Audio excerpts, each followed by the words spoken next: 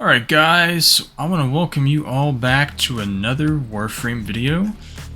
In this video, I'm going to talk about a few things that new players should absolutely do first after they complete the tutorial in this game. So, if you haven't seen my other Warframe videos, I highly encourage you to check them out. I have an entire, new player guide playlist, so if you want to check that out, I will leave that in the description. And if any of these tips and, good things to do for new players helps you out, that was a huge lag spike right there. If anything helps you out in this video, please hit that subscribe button, and let's get on with the video, shall we? Number one, first of all, you actually are going to start on Earth, so I can't remember, I think you start on Mantle. I think that's like the first mission you can actually play. Don't quote me on that, but whatever you do, I highly encourage you guys make your way to the plains of Eidolon, or Cetus, whichever one is first. I think Cetus is first. These are basically the same places, just this is the open world and this is the hub. So I highly encourage you, go to Cetus, because it doesn't matter which server you pick. I'll just pick this one. The reason why you guys should go to Cetus is strictly because this place is amazing for farming. You can get Gara, which is one of the best Warframes in the game, and you can trade. Well, not trade, but you can trade with like vendors, and you can build weapons. There's a lot of stuff I'm not going to get into right now because most of you guys watching this video won't know any of this stuff that I'm talking about. But when you first get to Cetus right here, this is like a hub city. So if you guys have ever played Destiny, this is really similar to Tower. I think it's called Tower in Destiny, or Destiny 2. Really cool place. I enjoy this area a lot. So you want to make your way up here. If you hit the select button, or whatever button it is for whatever platform you're playing on, the map button, this is the map of the entire hub. Pretty much everything outside of the center is nothing. So if you want to roam around, you can search around for stuff. Anyways, I'm going to make your way all the way to the front up here. There's a lot of NPCs here. There's a few players here. Hawk is a guy that you can make weapons from, but I'm not getting into that right now. It's very complicated. But this guy right here, his name is Kanzu. You want to talk to him, and when you first speak to Kanzu, okay, ma'am, can you please be quiet? Thank you. When you first talk to Kanzu, I think there's going to be an additional dialogue option, or he might not let you pick anything because I think he just starts spewing nonsense, but whatever he says, disregard it. It's not even important, really. Anyways, bounties.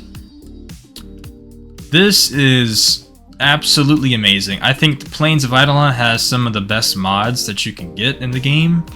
Now, when I say Plains of Eidolon, if you see this big gate right here that players are standing behind, that's a gate to the open world. So I'll get to that in a minute.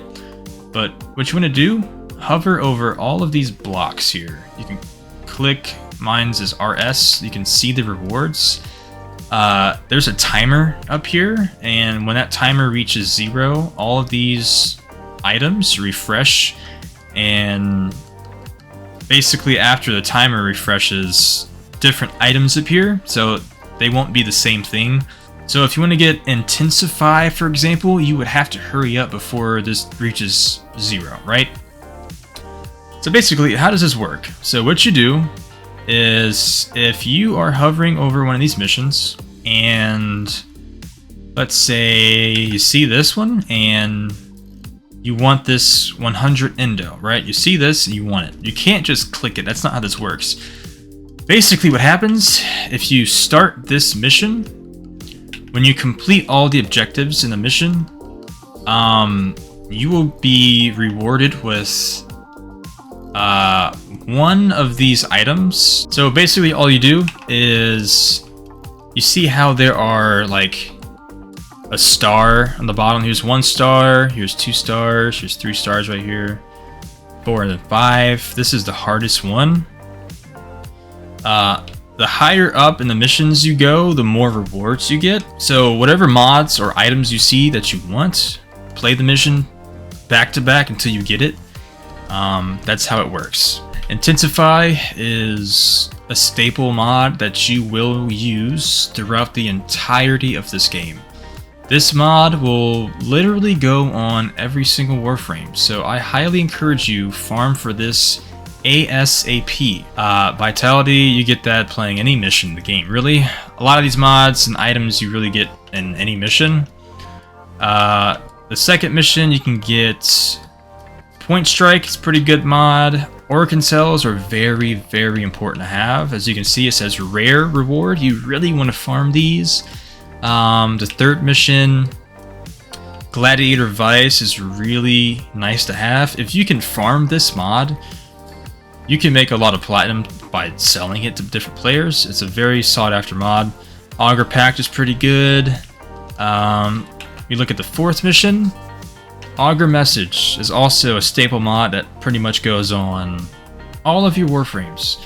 I highly encourage you get this mod as well. Farm for this and you'll be very happy. So the main reason why I say that this is one of, if not the first places you should go to after the tutorial, is because if you look at these missions, you see Gara, right?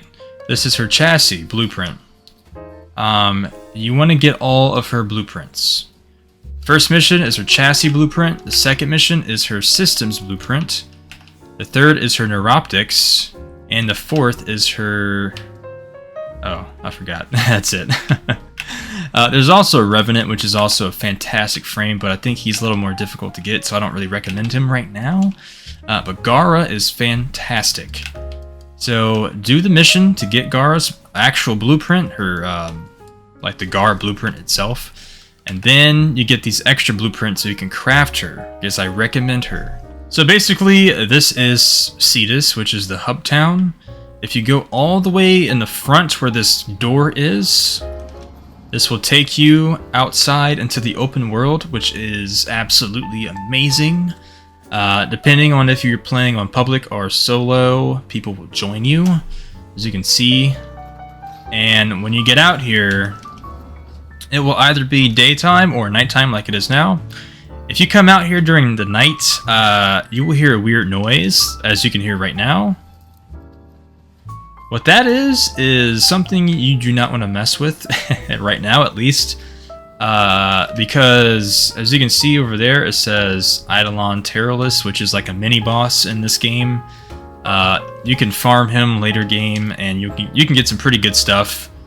As you can see, he's right there, so I don't recommend messing with him unless you want to die instantly. But yeah, this is the Plains of Eidolon. I have a few videos talking about this area, so check that out in the description, and let's move on to number 2. Right then, on to number 2. After you guys finish up with the Plains of Eidolon and Cetus and all that, the next place I highly encourage you go to is Venus. But not just Venus, I'm talking about the Orb Vallis, which is also another open world. Just like Cetus, Fortuna is Venus's open world hub area, and Orb Vallis is like the Plains of Eidolon. So in order to actually go to Venus, as you can see right here, there are 3 tasks that you must complete. As you can see, the second task is actually speaking to Kanzu, which we already did, so that's 1 out of 3. Once you complete all that, you get some rewards down there, and then you can finally make your way to Venus. You will have to complete these 2 quests right here in order to get to Venus, or Fortuna, sorry. Once you get there, it's going to be great. Let's pick a server, and I'll show you guys what's up with this place. Alright, so we're here in Fortuna. As you can see, it's a totally different vibe here. The theme is more neon city, vaporwave type deal. Pretty cool stuff. If you make your way to the right here, this is a vendor that you can craft different weapons. But again, just like in Cetus, you can craft melee weapons. I would not recommend getting into this right now, at least. Do what you want, but the main reason that you are here for is completing the quest that you have to do before you can actually talk to this lady right here, Eidolon. I will say, unlike Cetus, the rewards here in Fortuna aren't all that great in my opinion.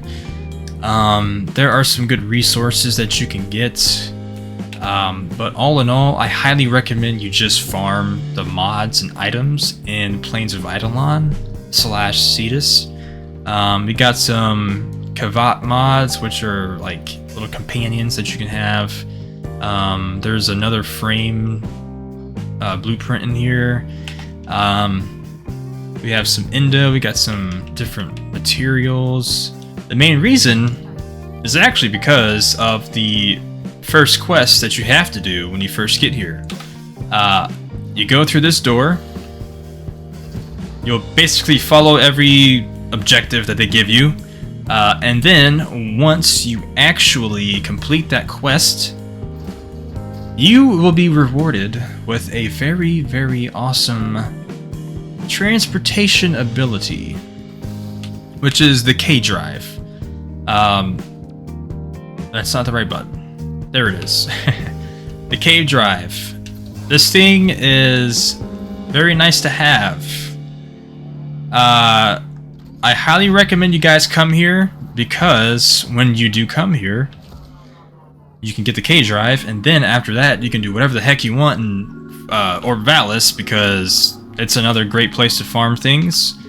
But the K-Drive is really nice to have on the Plains of Eidolon, so that's why I recommend you get this, because when you go back to farm for stuff at the Plains of Eidolon, you have this, and you can deploy this and just go ham, and it's pretty nice. I can't lie. It's pretty fun. You can upgrade this. You can build your own K-Drive, and you can just go ham. It's pretty cool, and that's number 2. So after you unlocked Plains of Eidolon and then Vallis / Fortuna, on to number 3. Now, number 3 is something 99.9% of the Warframe community can agree with on, and that's going to Fossa, or Fossa, or however you pronounce this. As you can see, it is 3 objectives away from Fortuna. So once you get done with all of these missions right here, Unda Fortuna, you move on to Killican. Then you move on to... That's not what I meant to do. Whatever this is actually not what that's supposed to say. You do that quest, and then Fossa. You might be wondering, what in the world is Fossa? Well guys, Fossa is a place where you can farm for arguably the best frame in the game. For starters, of course, and that is Rhino. Rhino is an absolutely fantastic frame that I highly, highly encourage you guys to try to get early game. He doesn't actually look like this stock. It looks like this, so, you know. It's not terrible, but, you know, this is a lot cooler. That's not what I meant to do, by the way. There we go. So, once you do all of that, you go to Fossa. I'm gonna play the quest right quick for you guys so you can see how this works. Alright, so you guys are here now. I kind of recommend that you guys play public, as I am right here, because doing it solo might be a little challenging. So, what you want to do, say screw this noise, get the heck away from everybody, follow this objective marker as fast as you can, because you really want to farm this mission. So it's just us two right now.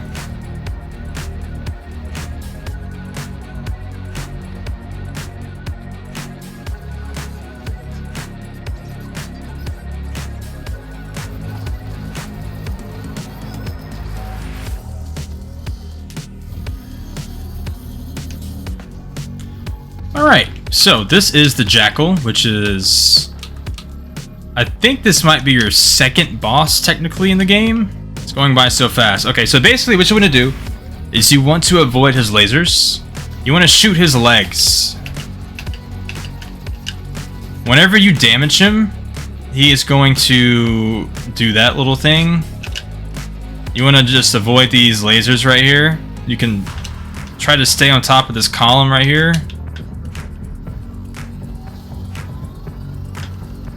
Just do your best. You might die a few times. So once he's done with that, you want to run up to him, then press X, or square, or left mouse button, or whatever. Then after he's done with that, shoot his legs. Then he's going to do this crap again. It's kind of tedious, not gonna lie. Once you get done with all of this, you can just shoot his legs again. Run up to him, press X.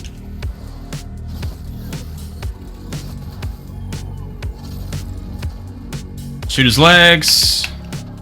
Alright, it's kind of weird acting. There we go. Then he's going to do this again, and then after that, he should be good to go.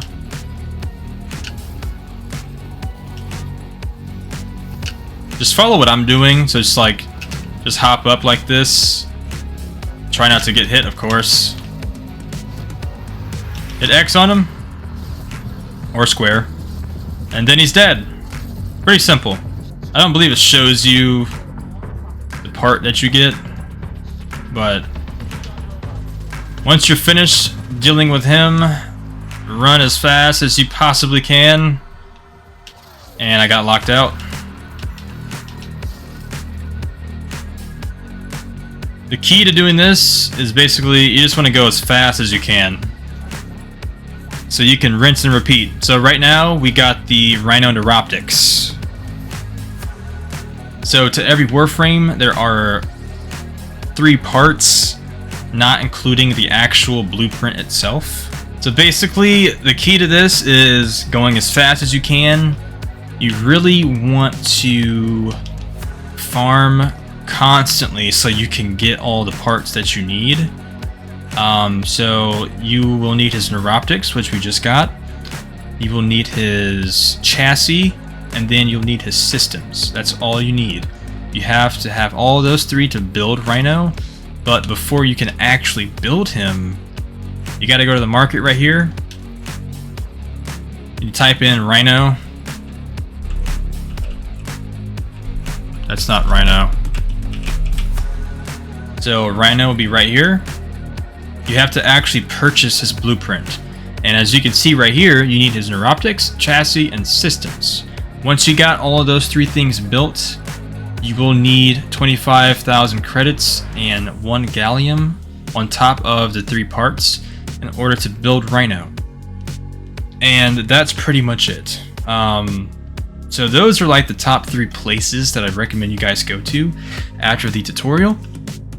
So if you guys have any questions, comments, concerns, please let me know in the comment section. Remember to subscribe. If you don't agree with my list, please let me know in the comment section. This is totally a subjective thing. There might be a few things that most of you guys might not agree with. So yeah, I hope you guys enjoyed it, and I will catch you all in the next one. Until next time, peace.